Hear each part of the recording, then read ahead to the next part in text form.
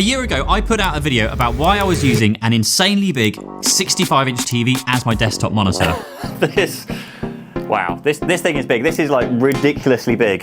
I don't really even know where to look. It's just insane. And whilst a surprising number of people agreed that using a 65 or even 75-inch TV as a monitor is a good idea, I think the more realistic and sensible approach would be to use something a little smaller than that. That's what she said.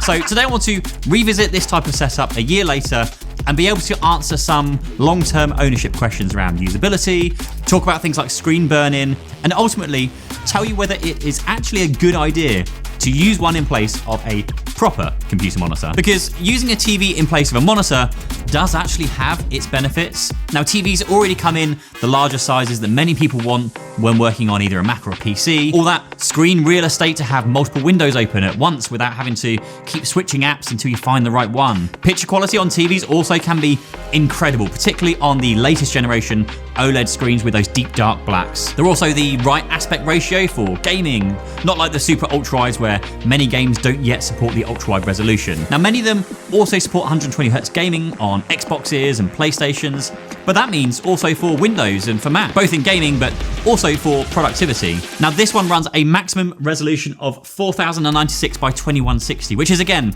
nice to see when compared to many ultra-wide monitors, which are very, very long but very, very thin, so you lose a ton of the vertical space. But this means you can comfortably space your applications without feeling cluttered, and it's nice being able to just glance at, say, your calendar whilst on a video call with someone without hunting for the calendar app. And it means you can have as many tabs open in Chrome as your computer can handle. Although this year I've decided to try and have a decluttering year, so maybe not that many. I even cleared out my Chrome extensions recently just to have the basics in there. And recently I added one called Magical, who are kindly sponsoring this video. So I added it. It's actually really, really cool. Magical uses AI to automate a lot of tasks that normally just consume a lot of my time, like emails, messages, spreadsheets, and that kind of stuff. I've been using it to reply to emails inside of Gmail, on Facebook Messenger, LinkedIn, WhatsApp.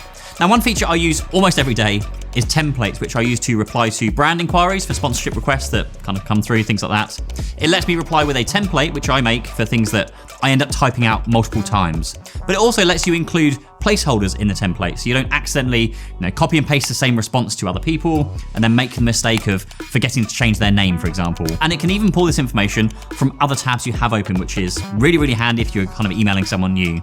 Now, the second thing I love is the AI reply feature, which you can use to send or reply to messages across a number of platforms, and makes me so much faster than manually typing out replies, particularly if you're kind of like me and you constantly get people spamming you on LinkedIn. You can get this for free using the link in the description down below. But I think the biggest benefit of all with going for a TV over a monitor is the longevity aspect. Yes, we have the question of whether OLED burn-in is an issue. I'll get to that in a minute. But monitors typically come with a 1-year warranty, whereas TVs will come with a 5 or even 6-year warranty. And because people don't tend to change their TVs as often as they change their monitor, you'll tend to find that if you ever wanted to resell your TV after using it as a monitor, well, you'll be able to sell it whilst it's still in warranty, which gives any buyer some kind of confidence that if there are any issues, of course, they'll be covered under the warranty. Now, this TV is 3 years old and it's still got another 3 years left on its warranty. You just don't get that with a traditional monitor. Now, typically after 1 year, you'll sell the screen to someone and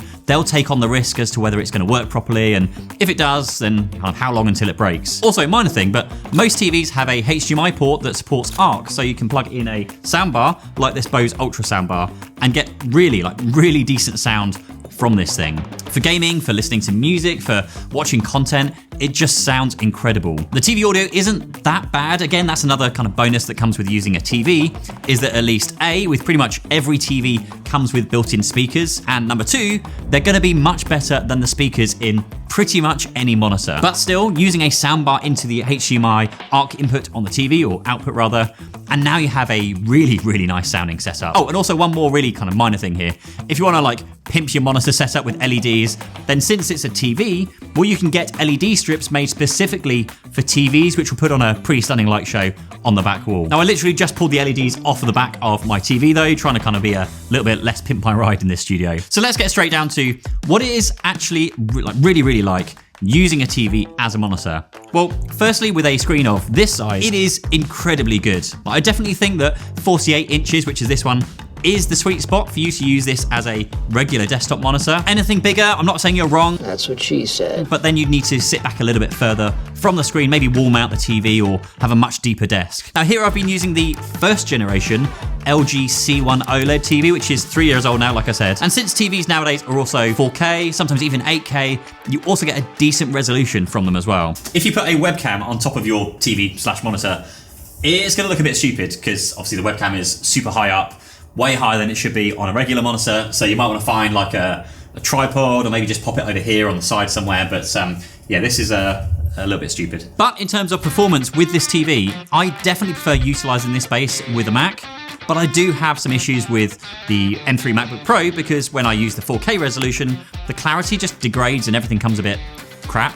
It's still like really easily usable, but it is noticeably worse compared to when I drop the resolution down and like instantly things become clear. Whereas on a Windows PC, I don't actually have any of these issues, and it's actually easier to get the resolution, but also the scaling that you want. So all the icons and menu bars are all kind of big enough or small enough for you to use while staying clear. But those issues aside, one of the huge benefits of using a TV, and specifically an OLED TV, is the incredible picture quality you get when playing games or watching any content. It just makes it an absolute pleasure. And being that this is a 4K OLED panel with support for things like HDR and 120 Hz, then all the games you play, no matter if it's a PC or a console game, will fill the screen and take advantage of the full 4K, 120 Hz HDR picture quality too. Now the question that does keep popping its like ugly head up is what about burn-in? Well, I've not personally had any problems with burn-in on this screen. Now, if anything, the thing that I play the most on this thing is Fortnite. I'll spend a good few hours every evening playing on this thing. And I've been doing that for,